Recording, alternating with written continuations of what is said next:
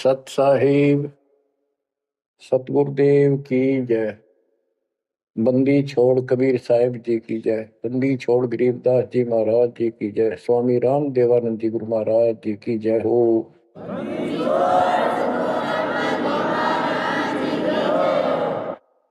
सर्व संतों की जय, सर्व भक्तों की जय, धर्मी पुरुषों की जय।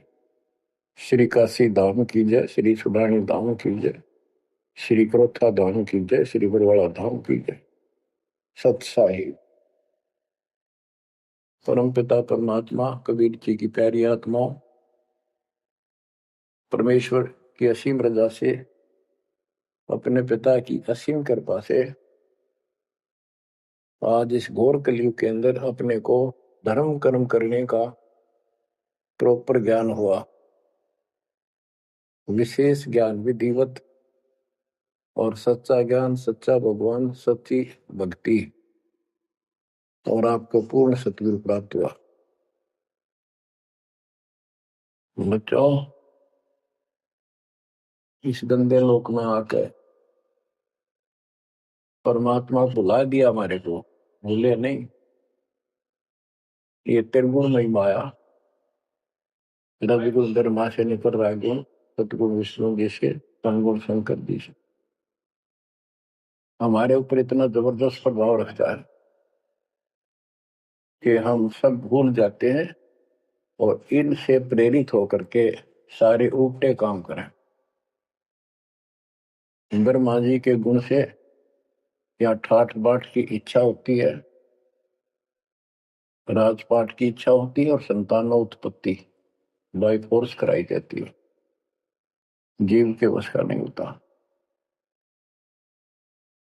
और फिर ममता मोह एक ऐसा रोग लगा रखा है, ये सबता लग जाता है। किसी से 10 दिन ठीक से बात कर ले, उससे मोह हो जा। और अपने परिवार में जन्म लेने वाले बच्चों से तो होना ही होना, वहां तो सीने से लगाते हैं उनको। रूह होता क्या है? ये काल का आहार तैयार करवाया जाता है। गीता अध्याय 7 श्लोक 12 में कहा है कि अर्जुन, रजगुण तमगुण सतगुण, रजगुण ब्रह्मा, सतगुण विष्णु, तमगुण शिव जी, इन तीनों गुणों के द्वारा जो कुछ भी हो रहा है उसका निमित्त मैं हूं। मैं इनमें नहीं, यानी मैं इनसे अलग हूं, ऊपर हूं। रजगुण ब्रह्मा से उत्पत्ति, सतगुण विष्णु से मोह ममता एक दूसरे में जकड़ देना, सतीथी बोल रहे इसको, अटके रहे यहाँ पर। और तमगुण शंकर से संहार, ये है यहाँ का प्रोसीजर। हमारी आंख कतई नहीं खुलती क्योंकि प्रेशर ज्यादा है, इतना दबाव है, जीव की अवस्था नहीं है। आपको इतना ज्ञान सुना दिया और सुना रहे हैं, इस ज्ञान से आपके अंतःकरण में ये फाइनल हो जाएगा एक दिन। क्योंकि बार बार कोई वस्तु सुनते हैं, उसका धीरे धीरे धीरे धीरे असर बनना शुरू होता है।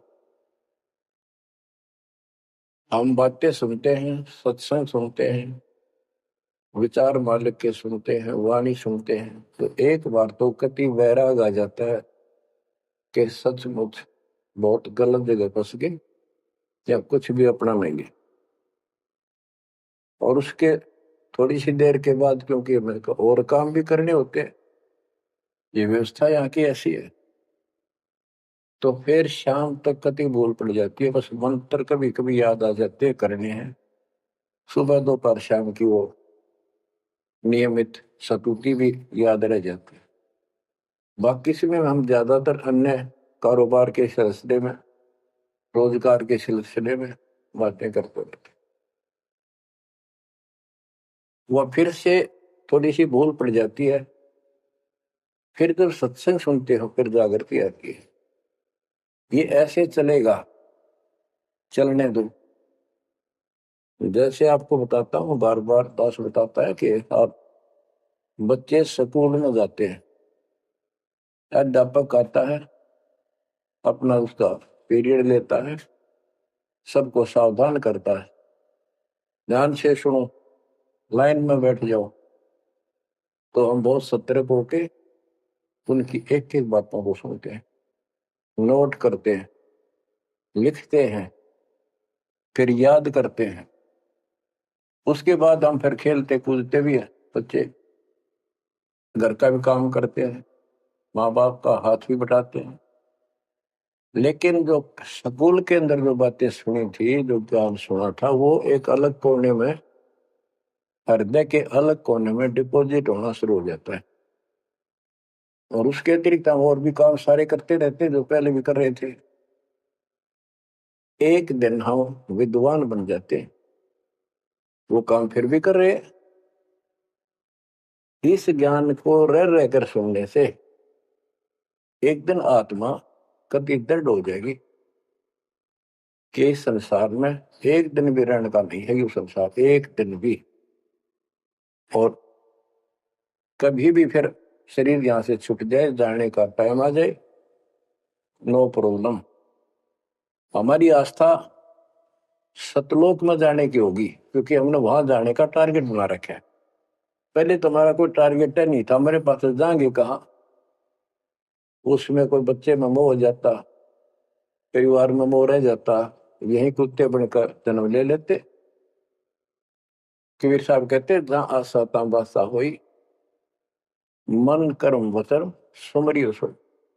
गीता अध्याय 7 श्लोक 6 में यही स्पष्ट किया है कि अर्जुन, अंत समय में जो जिस भी भाव में भावित रहता है, जिसकी जिसमें आस्था रहती है, वो उसी को प्राप्त होता है। जब तक हम भक्ति नहीं करते, इस ज्ञान से परिचित नहीं होते, तो हमारा संसारिक यानी परिवार में, संपत्ति में, इसमें कभी हम जकड़े बैठे होते। एक उदाहरण दिया करते थे गुरुदेव। एक बूढ़े की मृत्यु होती, किसान था, पशु रक्षा करते थे। मृत्यु होने लगी, उसकी जुबान बंद हो गई। आसपास परिवार के सदस्य आगे, भाई पिताजी तो अंतिम टाइम है, वो आगे। तो थोड़ी देर के बाद वो ऐसे संकेत करने लगा, ऐसे इशारा हाथ से। उन्होंने सोचा भाई पिताजी कुछ कहना चाह है, हो सकता कोई धन दाब रखा और बताना भूल गया, वो अचानक मृत्यु होगी। एक डॉक्टर बुलाया, उसने पता था कि एक बार ये बुलवा देगा, 500 रुपये लेगा, ऐसा इंजेक्शन लगाता है। वो बुला गया, उसने इंजेक्शन ला दिया। पिताजी बता बता जल्दी क्या कहना चाहो थे। एक गाय का बछड़ा झाड़ू मुंह में दे रहा था, उन्हें खराब कर रहा था। जो बोला, देख यो बछड़ा झाड़ू चाब है, तुम कित मर गए, नाश करोगे मेरे गाय पक्ष है, ये नुकसान कर दिया। 2.5 आने की झाड़ू 500 रुपये पड़ गई मुझे। जहां साता बासा हुई, वहीं फिर कुत्ता गधा पशु बढ़कर वहीं जन्म लेगा। तो हमारी ये वृत्ति यहाँ से हटेगी। इस ज्ञान से अंतिम समय आप यहाँ कुछ याद नहीं आओगा। इस ज्ञान में सुनते रहे और भक्ति करते रहे, मर्यादित रहे। ज्ञान के साथ साथ यह भक्ति आपको सहारा देगी अंतिम समय में मन को उधर धकाने के लिए। वैसे नहीं धकता है, वो ताकतवर है, ब्रह्मा विष्णु महेश मन का आधार मान रहे। ये ज्ञान और इस भक्ति की शक्ति इस आत्मा को न धका देगी ऊपर। अंत समय में सेकंडों के अंदर सतलोक बैठे पाएंगे। इस पर लगे रहना, इस मार्ग से जैसे दास आपको बताता जाना है। अमर करूं सतलोक पठाऊं, ताते बंदी छोड़ करूं। कबीर साहब कहते हैं, मैं अमर करूं सतलोक पठाऊं भेज दूं, इसलिए बंदी छोड़ कर लाता। अब यहाँ ये क्यों हो रहा है, क्या हो रहा है, आपको सब पता है। पहले तो नहीं था, पर अब पता लग गया आपको, बिल्कुल सही पता लग गया। माता पिता के सामने बच्चे एक या दो तुरंत मर जाते हैं, चक्कर मारते रह जाते हैं, हाथ कुछ नहीं आना, और कई महीने वर्षों तक उसकी याद सताती रहती। हम इतने विवश हैं, हम इतने बंद में हैं, हम कुछ नहीं कर सकते, लाचार है। एक राष्ट्रपति किसी देश का या प्रधानमंत्री या अन्य कोई शख्स मानता अपने आप को, उसका इकलौता बेटा मर गया, प्रधानमंत्री, टक्कर मारा वो टक्कर, और उससे पहले जब आकाश में वो थी उसकी तुती, साथ में आकाश में रहा था, उसका दिमाग धरती पे पटक दिया। एक बताते हैं महाभारत में प्रकरण आता है, द्रोणाचार्य ये गुरु था कौरव पांडव का, और शिक्षा दिया करता मोह मत करो, मोह सबसे बड़ा खतरनाक है। द्रोणाचार्य का जब लड़का अश्वत्थामा मरा नहीं था उस समय तक, ये कह दिया गया कि अश्वत्थामा मर गया। वो झूठ बुलवाई गई थी श्री कृष्ण में प्रवेश काल द्वारा कि एक अश्वत्थामा नाम का हाथी था, उसको मार दिया गया। और युधिष्ठिर का बहुत विश्वास करते थे सब कि ये सत्यवादी है, कभी झूठ नहीं बोलता। तो काल ने यह चाल चाली कि द्रोणाचार्य पांडवों की सेना को मार डालेगा। बहुत जबरदस्त तीरंदाज है, बहुत गजब का सूरवीर निशानेबाज है, इसको कंडम किया जाए। तो उसको कंडम करने का तरीका अपनाया कि इसको यह झूठी खबर फैलाई जाए कि अश्वत्थामा इसका बेटा मर गया युद्ध में, फिर ये पागल हो जाएगा।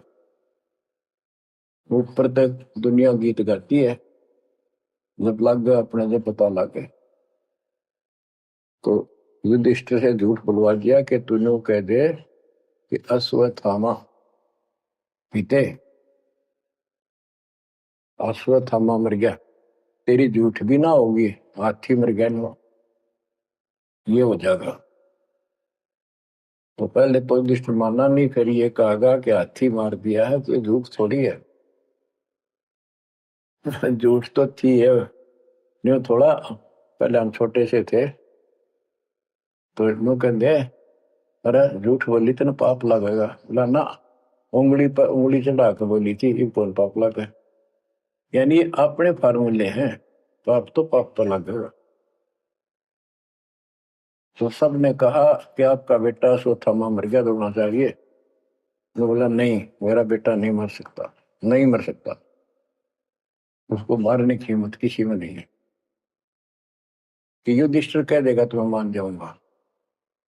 तब युधिष्ठिर ने कहा अश्वत्थामा थे नर नर, तो जोर तो बोल दिया, और आदमी या हाथी ये नहीं कह सकता, वो मन मन में बोल दिया। तो यह बात सुनकर अश्वत्थामा थे, अश्वत्थामा मारा गया।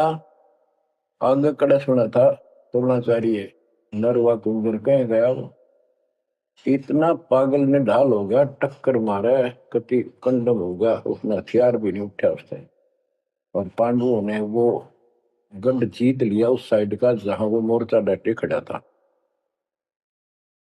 तो बच्चों, ये मोह इतना जबरदस्त है, जीव के बस का नहीं है। पर बनता कुछ नहीं, बचाओ कुछ नहीं। तो इसका बचाओ अब है तो ज्ञान हो। ये ज्ञान जो दास बता रहा है, ये आपके हृदय में जच जा कति, ये कुछ भी अपना नहीं है। 100 की 100 सच्ची है, पर मन मानने तैयार नहीं, आत्मा को दबाए रखा है।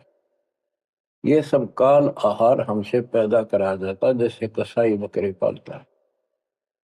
कसाई बकरे पालता है, उनके लिए सरागा बनाता है, सुंदर तालाब बनाता है पानी पीने के लिए, उनके लिए छाया, गर्मी, सर्दी, ओलों से बचने के लिए शेड डालता है। पहले झोंपड़ी डाला करती थी घास फूस के लकड़ी से, अब टीनों का शेड बनाते, पंखे लगा दिए जाते। और ये समझो कि जैसे कसाई ने 3 पाली रखे हैं नौकर, एक बकरे मोल लाके वहां छोड़ता है, दूसरा उनकी पालन पोषण करता है, और तीसरा उनमें से निकाल के और अपने कटवा देता, बेच देते हैं, कसाई को सौंप देता है। ये प्रोसीजर है यहाँ पर। जैसे कसाई कभी कभी आता रहता है, बकरों को देखता है, संभालता है, तो उनके कमर पे हाथ मारता, शरीर पे, और वो उसको अपना एक बहुत हमदर्द मित्र मानते हैं, मालिक मानते हैं। देखो हमारे को कितनी सुविधा दे रखी है, पानी क्या, घास क्या, गर्मी सर्दी से बचने का। वो देखता तो हाथ मार के ऐसे है कि ये कितनी कीमत का हो गया, कितना मांस है इसमें। और वो समझते हैं ये प्यार करे हमारे से, कसाई लाड करता है, वो भी उसको प्रतिफल में जीभ से चाटते हैं उसका हाथ, प्यार करते हैं। और कई कई तो उसके ऊपर पैर फैला कर उसको प्यार देना चाहते, सीने से लगाना चाहते हैं।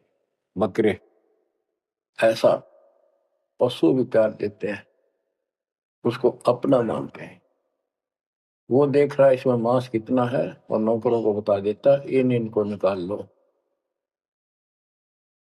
उसका कोई रहम नहीं है, कितना लाड करो, कितने उसके गुण गाओ। उसने उद्देश्य यही है, मतलब यही था उनको पालने का। कबीर साहब कहते हैं, खाई खुराक का पैन पोशाक का यम का बकरा पलता है। या बढ़िया बढ़िया माल खा के और सुंदर सुंदर कपड़े, ड्रेस, कटबट फैंसी के कपड़े, ये पहनेंगे वो पहनेंगे। कहते खाई खुराक का पैन पोशाक का यम का बकरा पड़ता है। काल के बकरे पड़न लग रहे हो तुम। इन बातों को बच्चों अच्छी तरह हृदय में बैठा लो, एक कोने में। संसार में रहेंगे, रहना पड़ेगा, लेकिन परमात्मा की शरण में रहेंगे, मर्यादित रहेंगे। काल का कोई अटैक आप पर नहीं होगा, ना आपके परिवार पर होगा, ना किसी धन संपत्ति व्यवसाय पर होगा। ये सत्कर मान लेना। हम मर्यादा को हल्के में ले लेते हैं, और ये हमारे विनाश का कारण बनता है। गलती हम करते हैं, कोई काल का ऐसा अटैक आने का समय हो गया, वो नुकसान हो गया, तो भक्ति और छोड़ देते हैं, हो गया सर्वनाश। भक्ति छोड़ दी, भगवान की शरण छोड़ दी, फिर और कहाँ ठिकाना रह गया। कटी पतंग हो गए। कटी पतंग का कोई अस्तित्व नहीं रहता, कुछ देर उड़ जरूर सकती है, अंत में पता नहीं कि करके बबूल के पेड़ में उलझ कर फड़फड़ कर कपाटती है। ऐसे फंसे रह जाओगे तुम इस काल के जाल में, कांटेदार झाड़ियों में, इस गंदे लोग। तो बच्चों, मर्यादा को हल्के में ला लो। जैसे हमने इतने सारे नियम बना दिए, भक्ति करनी है तो इनका पालन करना पड़ेगा, नहीं तो फिर गधे बनकर कुमार के नियम में चलना पड़ेगा। एक कदम भी अपनी मर्जी से नहीं जा सकते, बैल बनकर नाथ डल जाएगी, छच्चर बनकर बग्गी में दौड़े जाओगे, रेड़ी में, फिर चलेगी क्या आपकी मर्जी। असंग जन्म तन मृत्या हो गए, जीवित क्यों नाम रह रे। दवा दस दर मद मैल मठ बोरे, बोर ना दे धरे रे। तो बच्चों जीवित मर लो, इन बातों को छाती में धर लो, हृदय में बैठा लो, कति मस्तिष्क में। ये संसार आपका नहीं है, ये परिवार आपका नहीं, ये संपत्ति या कार कोठी तेरी नहीं, गरीब काया तेरी है नहीं, ये माया कहां से हो। चरण कमल में ध्यान रख, इन दोनों को खो, इनको भूल जा, अपने गुरु जी के चरणों में ध्यान रख, उनके बताए दिशा निर्देश के आधार से अपना जीवन निर्वाह कर। बच्चों आंख खोल लो, बार बार ये बातें बताई जाती हैं। जब ऊख चुप हो जाएगी फिर तो रोना शेष रहेगा, नथिंग एल्स। इस मार्ग में अहंकार इंसान को मारता है। किस चीज पे अहंकार करो, माया होगी तो अहंकार होगा, कोई पोस्ट पद ठीक सी होगी तो अहंकार होगा, शरीर स्वस्थ है, थोड़ी सी जान, अहंकार हो गया। एक परिवार में 5-4 लाठी ठानिया हो गए तो अहंकार हो गया, और अपने बॉडी की ताकत का अहंकार। और भी सैकड़ों कारण है जो इंसान के मन में दोष पैदा हो जाता है। तो ये इंसान का सबसे बड़ा खतरनाक शत्रु है।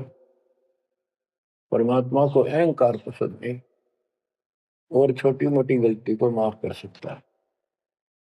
रावण था जिसे अहंकार नहीं छूटा, 10 मस्तक सर भी काट दिए, 10 बार काट दिए तो वापस दे दिए, ले भाई।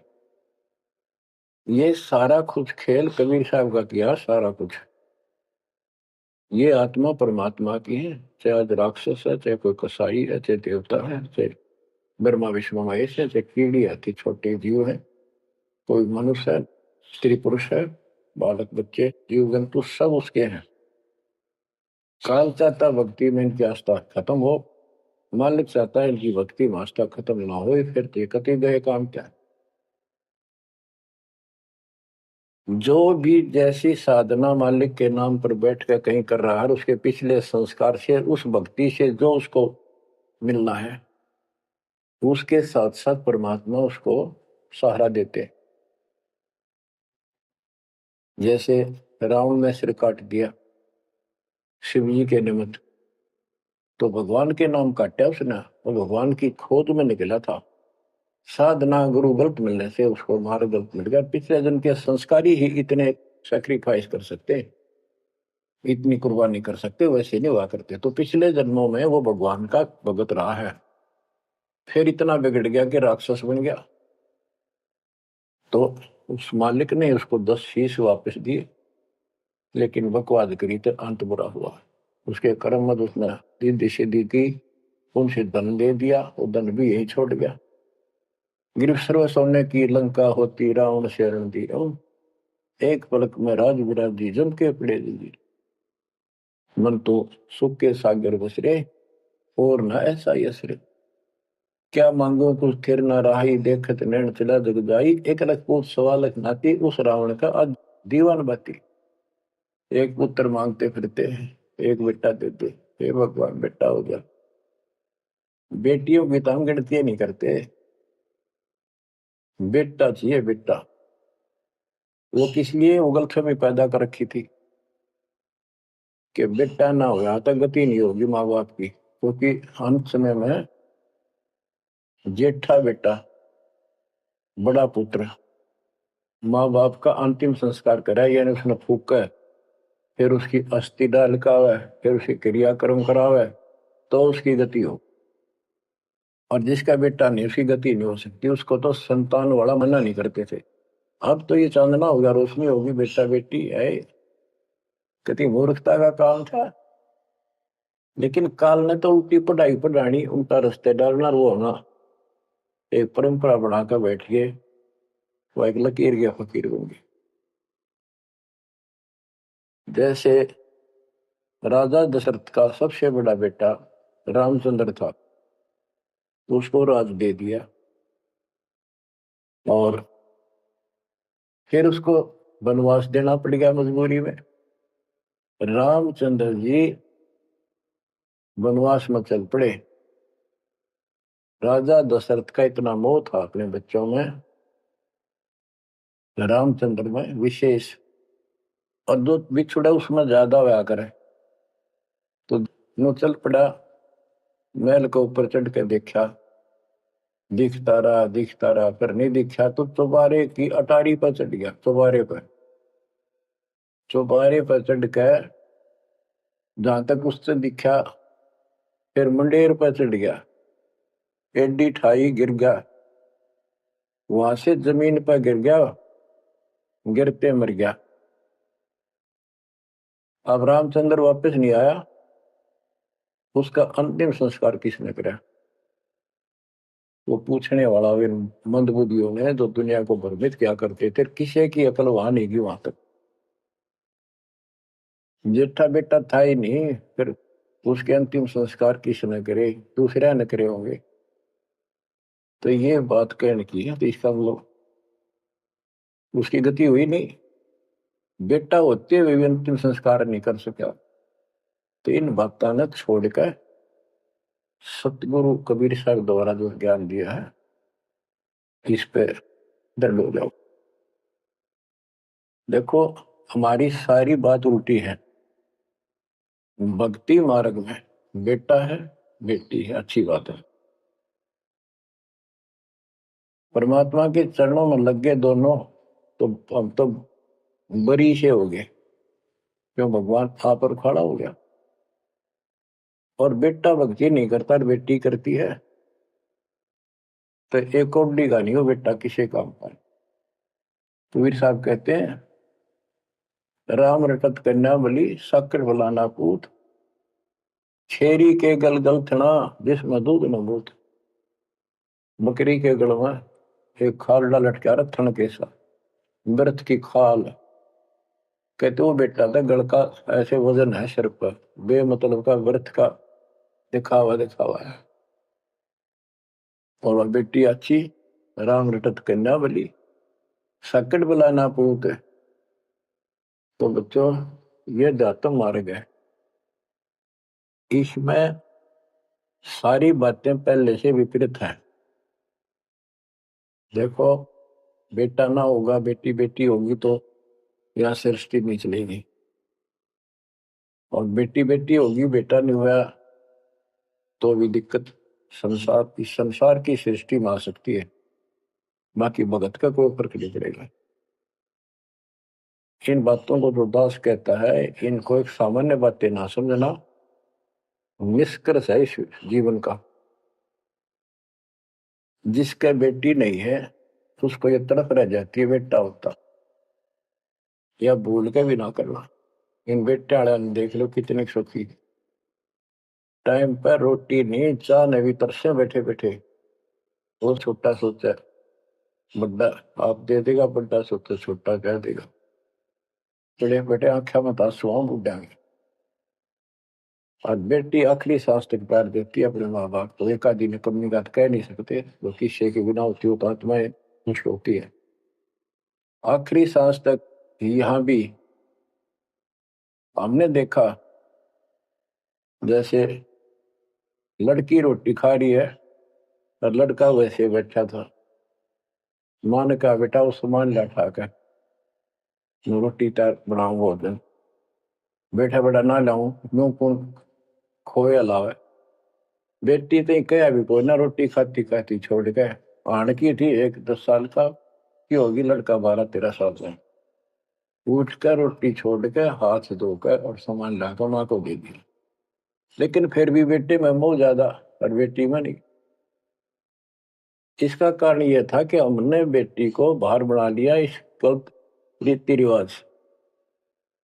बेटी तो 15-16-20 साल की मेहमान होती है आपकी, ये तो परमात्मा की बेटी 2 गुना का सुधार करती है।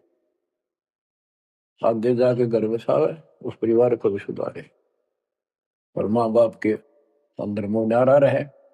तो भाव ये है कहने का अगर बेटा नहीं है ना और भगत है उसके सब भगवान धरती पर नहीं।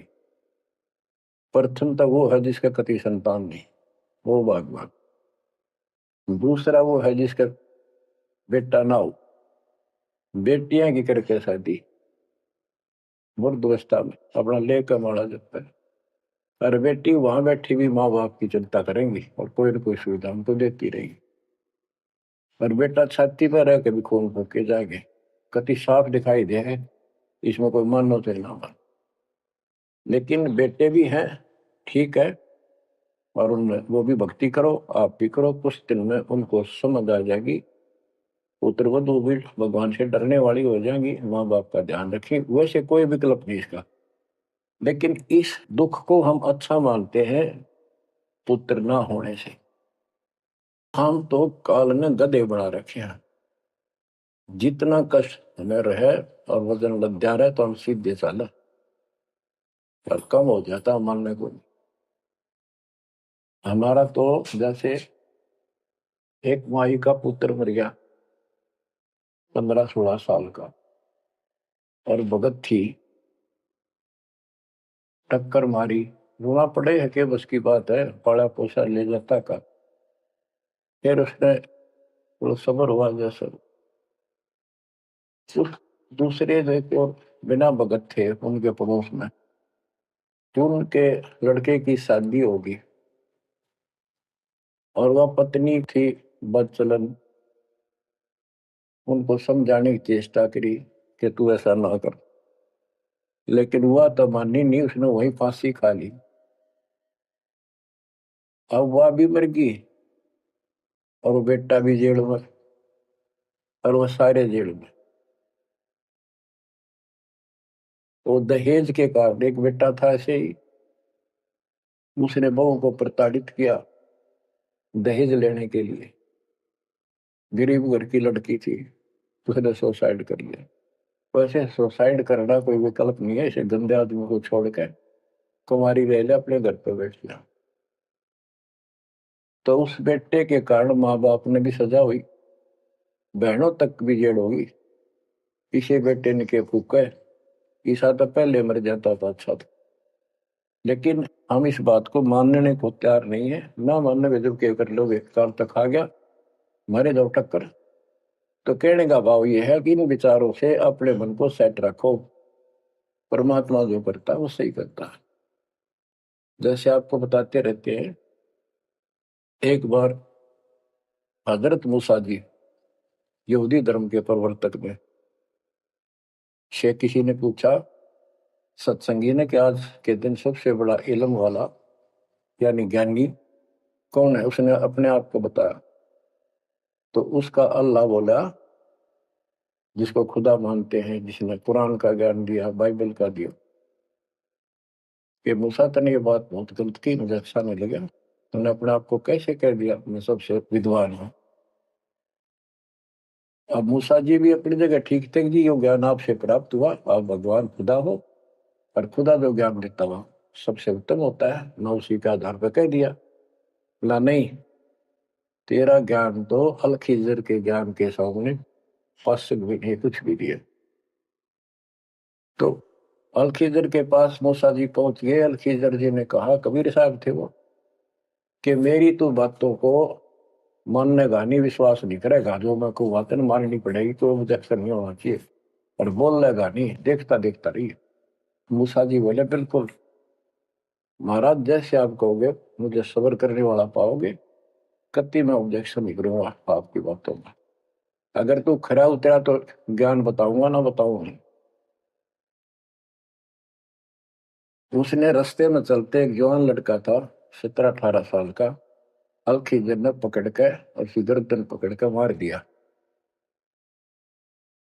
तो मूसा जी बोले, तनिष बेकसूर को मार दिया, तेरा दिमाग खराब है, यूं क्यों मारा तेने, क्या बिगाड़ा तेरा इसने। तो अलखीजर बोला, मैंने कहा था मैं जो करूँ तू देखता रहिए, बोलना नहीं है, मेरी क्रिया पर अविश्वास ना करना। मूसा जी ने अपनी गलती मानी, चल पड़ा। ऐसे ऐसे 2-3 और कारण गए, सब में उसने ऐसे ऑब्जेक्शन किया, आखिर वो बिना हार गया मूसा कि मैं इस योग्य नहीं, मैं आपकी बातों को विश्वास करता रहा हूँ। लास्ट बता दिया कि इस क्रिया के बाद तो फिर ऑब्जेक्शन किया तो मैं तेरे से बात नहीं करूंगा, ना पे बताऊंगा। ज्ञान बोला जी ठीक है, उस पर भी हार गया वो। तब अल खिजर बोला, सुन ले, ज्ञान तो तूने बताऊ नहीं, तो वो लड़का क्यों मारा था। वो ऐसा दुष्ट पैदा हो गया था, इसके माँ बाप भगत हैं और उनको इतना परेशान करता, वह रो रो का टाइम काटते। उसके स्थान पर भगवान ने उनके घर में 50 साल की उम्र में एक बेटी का जन्म दिया, उनका सुखी जीवन रहा। ये प्रमाण है उसके अंदर, बाइबल के अंदर। तो बच्चों, ये सत्य मान लो, मालिक जो करे उसको सही मानो, ऊक चूक हो भी जा तो भगवान से दूर ना हो जाना। वो जो करेगा भगवान कभी गलत नहीं करेगा, ये तो आपने मानना ही पड़ेगा। गलत तो हम करे बैठे, हाँ यू काल करवाने लगे, पर रोज गलत हुआ है, एक दिन भी तो नहीं। तो बच्चों, परमात्मा की प्रत्येक क्रिया पर विश्वास रख कर चलो तुम। हमने चाहे कितना नुकसान होता दिखा है, राज्य करमता राम की रजा दरशीष, दास गरीब दरस परस तिस बैठे जगदीश। हम अपनी विचारधारा को ऊपर रखा है, जो घिसी पट्टी और बिल्कुल बकवादों से भरी होती है। इस कारण से हम भगवान पे विश्वास, गुरु जी पे विश्वास और सब क्रियाओं पे विश्वास करके अपने कर्म छोड़ के फिर काल के जाल में फंसे रह जाते। और वहां कुछ है ही नहीं वो तो सारे उल्टे कर्म, बेसिक परंपरा बनावटी है। बच्चों, विश्वास करो अपने बंदी छोड़ पे, विश्वास नहीं करोगे तो मार खाओगे। गरीबदास जी कहते हैं, गरीब सर्जन अर्जुन को सतगुरु मिले, मक्के मदीने माही, 64 लाख का मेल था, दो गन सब ही जाही। गरीब चंडाली के चौक में सतगुरु बैठे आए, 64 लाख गारत गए, दो रहे सतगुरु पाए। गरीब सरजुन अर्जुन ठाहरे, सतगुरु की प्रतीत, सतगुरु यहाँ ना बैठिए, यो द्वारा है नीच। गरीब ऊंच नीच में हम रहे, हांड चाम की दे, सरजुन अर्जुन समझियो, रखियो शब्द स्नेह। बच्चों, सरजुन और अर्जुन नाम के दो मुसलमान थे। इनके नाम तो मुसलमान पद्धति पर थे। परमात्मा मक्का मदीने में गए तो वहां बहुत से चमत्कार किए। इन दोनों आत्माओं को समझ में आई ये बात। फिर ये सारी संगत में वहां मुसलमान थे, 2 वक्त मुसलमान रहे। वैसे तो काफी थे मुसलमान भी, पर ये विशेष दंड थे, सब नियमों का पालन करने वाले थे। तो इनका नाम बदल के सरजुन और अर्जुन रख दिया। परमेश्वर कबीर जी ने संगत की परीक्षा लेने के लिए एक लीला की कि ये विश्वास करते हैं या नहीं करते। क्योंकि भक्तों में गुरुदेव के आदेश का भी पालन कम होने लगा था। जैसे एक लड़की थी, उसको ज्ञान हुआ वो गलत काम करती थी, वैसा थी। अपना जीवन सुधारने के लिए मालिक से ज्ञान सुना, सत्संग मानने लगी, तो संगत वाले उसको धिक्कारने लगे। गुरु जी से बताया, गुरु जी ने सत्संग के बाद उनसे कहा, भाई आपने इस चीज से कोई लेना देना नहीं, कोई सत्संग सुनेगा नहीं तो आत्मा कैसे साफ होगी, कपड़े को पानी साबुन लगेगा नहीं, उसका मैल कैसे उतरेगा। फिर भी वो जैसे तैसे अटपट करते रहते हैं।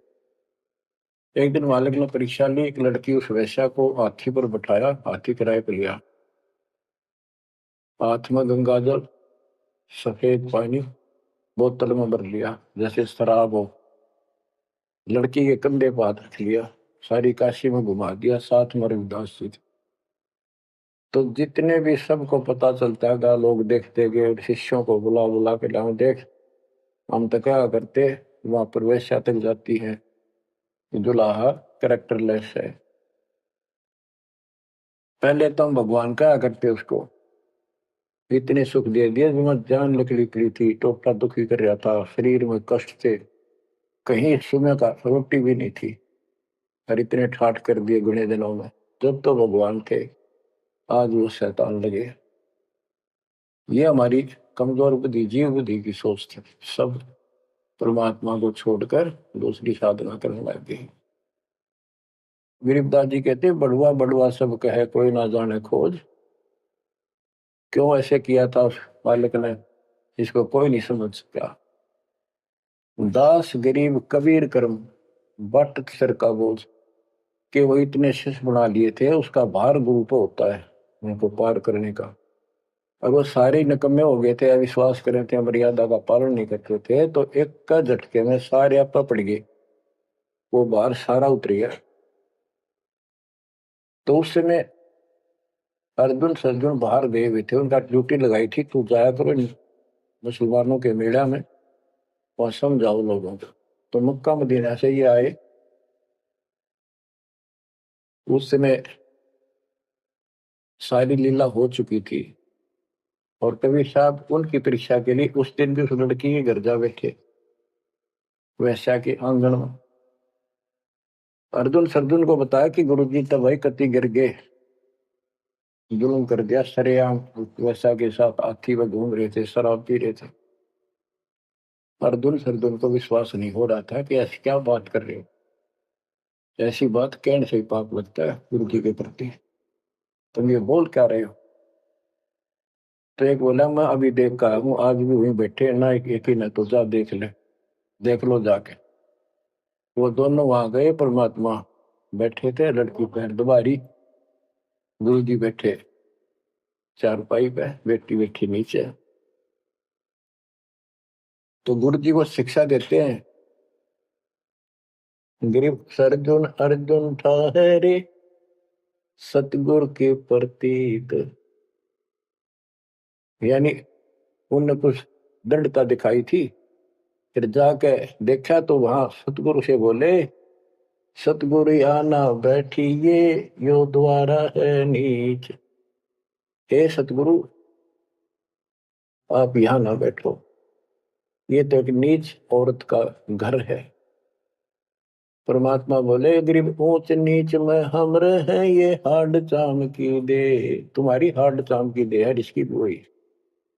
अर्जुन अर्जुन समझियो रखियो शब्द स्नेह, तुम समझ जाओ, अपनी भक्ति कर लो, जो नाम दिया, इन बातों में कुछ नहीं दे। तुम गुरु को शिक्षा देते हो तो मेरे गुरु हो गए। ऊंच नीच में हम रहे, ये हाड चाम की दे, सरजुन अर्जुन समझियो हो रखियो शब्द स्नेह। तो उनकी आंखें जब खुल गई, पैर पकड़ लिए, माफ करो गुरुदेव, मेरे नीच आत्मा है, हमसे बड़ी भूल होगी, क्योंकि वो चाहती है कुछ की। फिर परमात्मा ने कहा बेटा कितनी बात बना लो तुम, मेरे प्रति वो भाव थारा हो नहीं सकता, तुम्हारे मन में मैल आ चुका है, और ईब मेरे इस शरीर से गुरु रूप से तुम पार नहीं हो सकते। फिर रोए बुरी तरह जी, फिर उद्धार कैसे होगा। फिर बता कि दिल्ली से 10 मील दूर पश्चिम की ओर किसी गांव में हम फिर आएंगे, हमारा एक भक्त आएगा, उसको दीक्षा देंगे, दीक्षा उससे लेकर तुम कल्याण को प्राप्त होगे। तो वो कहते हैं वहां से चल के वृद्धावस्था में हमायूं गांव है खरकोदे के पास, वहां आकर उनके कति वृद्ध हो गए, मालिक की कृपा से वो 200 साल जिए ऊपर बेसिक। और फिर गरीबदास जी को परमात्मा मिले 10 साल की उम्र में, उनको दीक्षा का आदेश दिया। तब उसने वहां से दीक्षा लेकर वहीं शरीर छोड़ दिया, छुड़ानी में। उनकी अभी तक हमारे सामने बताओ थे, हम जाने लगे थे 10 साल पहले, या भोरी वाले महाराजा करते गरीबदास जी, उन्होंने वो मंडी खुड़वा दी, उनके दोनों की यादगार बनी हुई थी, इसलिए खुड़वा दी कि लोग इन पूजन लाग जाए गरीबदास जी को छोड़ के। तो कहने का भाव यह है बच्चों, आंख खोल लो, इन बातों को चिंतरा, गुरु के प्रति कभी अविश्वास नहीं होना चाहिए,